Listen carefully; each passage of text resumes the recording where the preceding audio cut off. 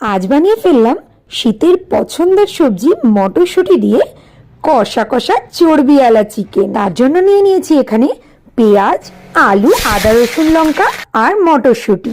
তেলে ভালো করে পেঁয়াজ ভেজে নিয়ে আদা, রসুন, লঙ্কা আর জিরে ধনে বাটা দিয়ে নুন হলুদ দিয়ে ভালো করে কষিয়ে নিলাম। এইবারেতে দিয়ে দিচ্ছি চিকেনগুলো। চিকেনটাকেও একটু 10 মিনিট ধরে কষানোর পর এর মধ্যে দিয়ে দেব ধুয়ে রাখা মটরশুঁটি। এ তো ঠান্ডা কনকনে, তার মধ্যে এত সুন্দর কষা কষা মাংস হলে না ভালো লাগে বলো তো? আচ্ছা, কে কে মটরশুঁটি দিয়ে মাংস বানাও আমাকে একটু জানিও। যাই হোক, গরম মশলা দিয়ে নামিয়ে ফেললাম চিকেন কষা।